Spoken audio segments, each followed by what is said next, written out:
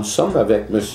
Jean-Claude Savoie, qui est le président, fondateur aussi, hein, du groupe Savoie. Bonjour. Bonjour. Hein, la compagnie a quoi, 35 ans maintenant? 35 ans cette année, ben oui. Que vous avez fondé avec votre papa, Hector. Hector, on a travaillé ensemble pendant 10 ans. Mon père avait été dans le bois toute sa vie. C'est vrai, OK. Et il est parti jeune, malheureusement. Oui. Il avait l'âge que j'ai aujourd'hui. Puis, mais on a continué sur cette même lancée. Il m'avait mis dans l'idée qu'il fallait faire quelque chose avec notre ressource. Oui. C'était notre valeur qu'on sciait du bois et qu'on ne l'envoyait pas transformé. Ouais. J'ai toujours eu cette... Puis ailleurs? Ah, ça ne restait pas chez nous nécessairement. Ben oui, puis j'ai toujours resté avec cette idée-là qu'il fallait faire quelque chose avec notre bois. Puis, parce que vous étiez dédié à une carrière de professeur, si je me trompe. J'ai fait ça pendant 8 ans. C'est vrai, hein? Ouais, oh, wow. 2 ans à Bathurst, puis 6 ans ici à la Polyvalente. C'est vrai, hein? Comment on fait ça, une transition comme ça? Ben, ça a été facile. J'avais mon père qui était gérant d'une petite usine. On s'est mis ensemble, on a hypothéqué chacun notre maison pour acheter l'usine pour laquelle il travaillait. Fait que c'est comme ça que la transition s'est faite. Moi, je suis arrivé là, je connaissais absolument rien de la business du bois. Je savais que des arbres, ça poussait dans le bois. C'était à peu près tout. Fait que vous l'avez appris. Mais bon, c'est ça, mon père était là. Puis les premières années, j'ai fait beaucoup de travail à l'intérieur des usines pour apprendre comment ça fonctionnait, puis comment ça se brisait, comment ça se réparait. Aviez-vous une idée, 35 ans passés, de l'ampleur que cette entreprise-là allait prendre? Non. Vous n'êtes même pas dans vos rêves les plus fous. Hein? On peut pas... On peut dire qu'on avait la vision de voir un jour que ça serait tout là. Non, on avait une vingtaine d'employés, peut-être 20-25. Puis, une année à la fois. C'est ça, on prenait ça une année à la fois. On se disait, il faudrait faire des choses de plus, là, mais ça a toujours été une petite étape, un petit pas à la fois, mais pas des grandes enjambées. Là, Vous avez gagné des quantités incroyables de prix. On ne peut pas toutes les nommer. Ouais. Là, vous venez d'être nommé chancelier de l'Université de Moncton. C'est pas rien, là. Ça, c'était comme la cerise sur le gâteau, là. La cerise sur le sundae, comme on dit. Mais vous avez été récompensé, pas juste pour vos efforts, mais pour la qualité de travail que vous faites, la qualité de produit que vous faites. C'est vos gens qui font ça, là. Ben c'est ça, vous avez dit le mot, c'est nos gens qui font ça, là. Je fais pas ça tout seul, tu vois, là, les usines fonctionnent toutes, puis je suis assis ici en train de te parler. Fait que c'est comme ça que je vois ça. Moi, là, je veux dire, c'est bien beau tout ça, c'est moi qui avais le chapeau vendredi, là. Oui.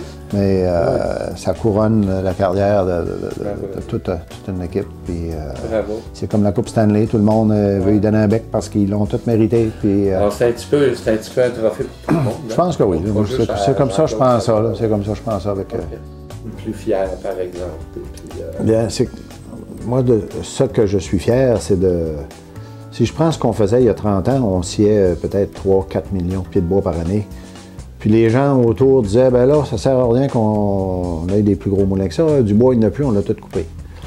Mais c'est parce qu'ils ne regardaient pas la forêt peut-être de la bonne façon. Nous autres, quand on coupe un arbre, dans ce temps-là, on coupait un arbre, on en prenait un petit morceau, puis on coupait juste les plus beaux, puis le reste, ça restait dans le bois. Aujourd'hui, quand on coupe un arbre, tout l'arbre vient ici. Il y a les feuilles restent dans le bois, c'est à peu près tout pour la souche.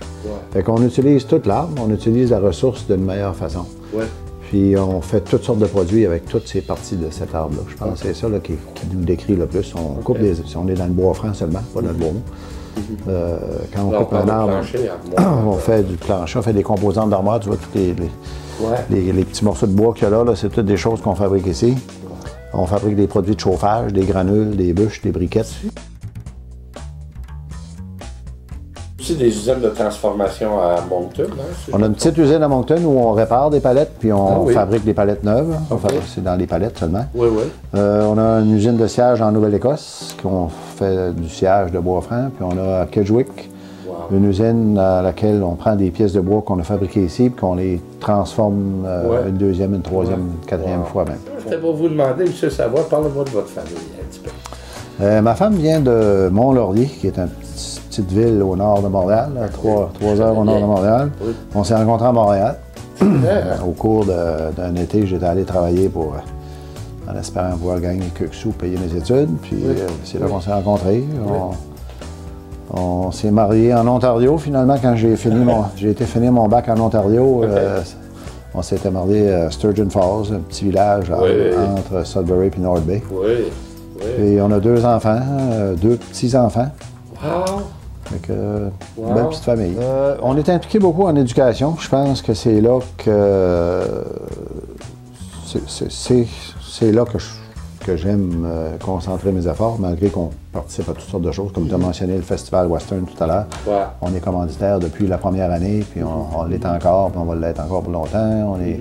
On commandite le hockey, les différents sports. On a été commanditaire de différents athlètes qui se sont présentés aux Olympiques ou qui voulaient se présenter aux Olympiques. Mais à l'école ici, avec le district scolaire, on finance finalement le salaire d'une personne à plein temps qui travaille sur le projet d'école communautaire. Puis ça fait déjà, je pense que c'est la 3e année qu'on le fait. Puis c'est quelque chose qui me tient à cœur. Bravo. Travailler avec nos jeunes. Puis finalement, c'est notre matière première aussi. Il y a des arbres d'un côté, mais il y a aussi des jeunes qui grandissent puis qui vont vouloir travailler. Puis si on veut continuer, ça va nous prendre des gens. Fait que, bravo. Il dit, là, what keeps you awake at night? C'est quoi qui vous garde réveillé la nuit de temps en temps? Bien, c'est sûr que de continuer à rajouter de la valeur à ce qu'on fait, puis d'en faire peut-être un plus gros volume ou plus de valeur, rajouter de la valeur. Il y a une petite chose que j'ai parlé ce matin à notre réunion du lundi matin. On est en train de regarder, parce que ça fait déjà quelques années qu'on le regarde, mais peut-être qu'on se rapproche plus près du but, de fabriquer du diesel à partir du bois. Puis on est, en tout cas, on a une genre ou une cruche de diesel qui a été fabriquée en Allemagne à partir de nos résidus de bois. Et ça, c'est une chose que moi, je pense que le bois, c'est l'avenir, c'est ce qui va remplacer le pétrole un jour. Ah, tout à fait. Parce que ça pousse, ça se renouvelle. Le pétrole, après qu'il n'y en a plus, il n'y en a plus. Même si on dit qu'on en découvre toujours des nouvelles sources, il va venir qu'il n'y en aura plus. Non, effectivement. Puis, ça pollue moins. C'est une ressource qui absorbe le gaz carbonique de l'air et qui nous donne des meubles, mais qui peut nous donner aussi d'autres sortes de produits, des produits chimiques, en fait, toutes sortes de choses. Puis les carburants, c'est un de ces produits-là. Si on pouvait vous souhaiter quelque chose aujourd'hui, M. Savoie, qu'est-ce qu'on vous souhaite? Oui, bonne question, c'est vrai. La santé.